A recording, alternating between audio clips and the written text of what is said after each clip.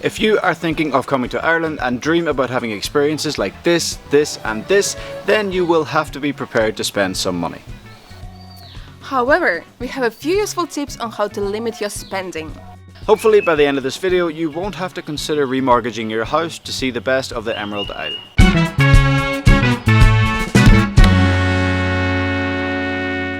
Mark is from Ireland. Asia is not. But we have spent a lot of time exploring in this beautiful country over the past 12 months. And we have certainly learned a thing or two about how to budget when traveling in Ireland. Throughout this video, we will be giving tips on a few different topics, and the first one we want to talk about is accommodation. So, don't even consider staying in a hotel. Airbnbs are always clean, and the ones that are a 10 or 15-minute walk from town centres are often half the price from those in the middle of towns. And sure, what's a 15-minute walk when you've just saved €60? From our experience, Airbnbs tend to be cheaper in September compared to the summer months, and book in advance to get the best rates. If you're feeling very adventurous, you can of course set up a tent for a night in a remote setting for free. This is called wild camping in Ireland. You can also find official camp spots where you can set up your tent, but it's going to cost you around 10 to 20 euros per night, but you will have access to the facilities such as bathrooms and showers. If tent camping isn't really your thing and you decide to go with the Airbnb option, we would recommend booking the cheapest Airbnb in the general area of where you really want to go, and then using your rented car or camper van to get around. Airbnbs that are situated right beside tourist attractions tend to be maybe double the price sometimes, and if you book one in a more remote setting up the road, it might only be 20 minutes from the attraction, but it'll be half the price. So after you've taken care of your accommodation, now you need to decide how to get around. As we mentioned, rental cars are a very popular way of getting around Ireland, and outside the summer months you can rent a small rental car for as little as €40 per day. Smaller cars also drink less petrol, and it's way easier to get around the narrow country roads. You will also see camper vans everywhere in Ireland, especially during the summer months. They are obviously more expensive to rent, but you have to consider that you are eliminating or at least reducing the cost of accommodation. In general, you should be able to park up your camper van for free, but some places that you go might charge a fee for camping. The thing about camper vans you need to consider is that they will eat up more fuel, and also it can take longer to explore when you're in a camper van because you can't just nip through the narrow country roads as quickly and as efficiently as you can in a car. So maybe that is something to consider. If you rent a camper van, you'll probably need to have a longer period of time where you're traveling compared to if you rent a car. Either way, these are really the only two options you have unless you book a private tour company. But we find those to be super expensive and, more importantly, very limiting in terms of the experience you get. If you were going to come to Ireland and solely rely on public transport, then think again. Of course, there are public buses and trains between most towns and cities in Ireland, but trust us, towns and cities are not the reason you're coming to Ireland. You want to get to the hidden gems of the Wild Atlantic Way and get really off the beaten path, and you just simply can't do that by traveling by public transport. Get yourself a camper van or rent a car and get on the road. What you spend on food and drink is probably the most variable cost you will have when you come to Ireland. If you're willing to do it cheap, there are loads of great options. If your Airbnb or camper van has a kitchen, then cooking your own meals is a game changer, especially if you go to the likes of Aldi or Lidl for your high quality ingredients at low prices. Aldi and Lidl are the best supermarkets in Ireland, and they tend to be a lot cheaper than the others like Tesco or Supervalue. You can even buy cheap ready-made meals that you don't even have to heat up in Aldi and Lidl. For example, these tasty pastas can be eaten right out of the box, and they cost around just €2 to €3 each. Other items like fruit, vegetables, bread, pastries, ham and cheese are also of high quality at low prices in Aldi and Lidl. And don't worry, they don't sponsor this video, we just really like Aldi and Lidl.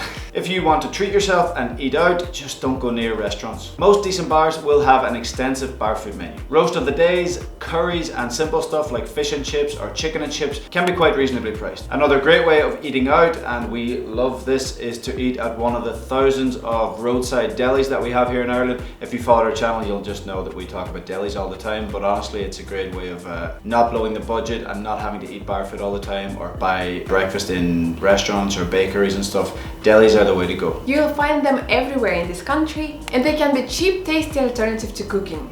And if you're a coffee lover like us, These delis also have coffee machines, which we love. Although if you are doing that every morning, the cost will add up. So we would recommend bringing a French press and buying coffee beans to make your own real coffee in your camper van or Airbnb. Now let's talk about drinking. I'm convinced that every tourist that comes to Ireland should experience at least one night out in a proper Irish pub. If you really want to experience a night out in Ireland but are on a budget, don't do it in Dublin or any of the bigger towns or cities. The price of alcohol can drop substantially in the rural places. For example, a pint of Guinness in my local bar is €4.80, and you can compare that to the likes of Temple Bar in Dublin, where it can cost up to €9 depending on what time of the day it is. And I'd far rather be at my local bar than Temple Bar. As for water, because I suppose you will need some of that too, buy a decent reusable bottle and drink tap water instead of constantly having to buy bottles of water. From years of traveling, all those small details really add up. If you don't have access to tap water, buy 6-liter bottles of water instead and fill up your reusable bottles from those. Those 6-liter bottles of water tend to have the same price as 1 liter and 2 liters,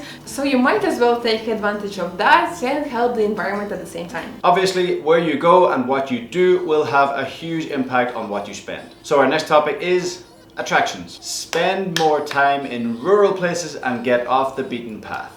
I think we could finish the video there. These tend to be cheaper and way more authentic experience. For example, Kerry is undoubtedly more expensive than Donegal, but both counties offer similar scenery and experiences. The middle of nowhere is where the magic lies in this country. Don't always stick to the places you find on TripAdvisor, Google or YouTube.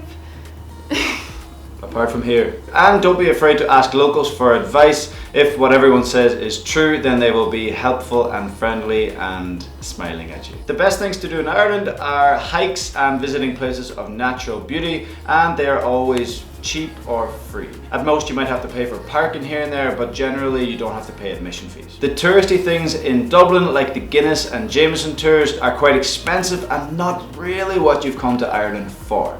Now that's not to say we didn't enjoy those experiences, because we did, but if you're on a tight budget, it's probably best to veer away from that kind of stuff. Ireland has several national parks, including Killarney, Glenveigh and Wicklow Mountains National Park, where you can enjoy hiking, picnicking, wildlife watching for free. As you'll probably know, we are also very well known for our epic coastal drives. Take scenic coastal drives up the Wide Atlantic Way or the Causeway coastal route up north and enjoy stunning views for free. The Wide Atlantic Way is where we recommend everyone to go, and you can find the videos we've created about the longest coastal road in the world after watching this one. And here are some random budgeting tips which we couldn't really fit into a topic. High season in Ireland is the summer months like July and August, and that's where everyone will be really busy. But to be honest, the weather tends to not be great in July and August, and if we were recommending you to go at any time, go in maybe June or, as we said before, at the start of September. It's off season, so things will be cheaper and you have a better chance of getting some good weather. Instead of buying a SIM card, which can be really pricey, just download Ireland on Google Maps and use it offline when you are on the road. There is Wi-Fi in almost every public place in Ireland, and 99% of places will be happy enough to give you their Wi-Fi password. Just ask. We've all been there. You lose your rain jacket, your boots split on a hike, you run out of socks. Pennies is your quick fix for everything in Ireland. So that's it. Those are our ideas and tips on how to budget when visiting this beautiful country. Be sure to let us know in the comments if you have any more tips. We would love to hear them. If you enjoyed this video, please leave a like and of course hit the subscribe button for more travel tips. We've been Mark and Asa, and if you go to Ireland on a budget, we are sure you can still have something to remember, just like us.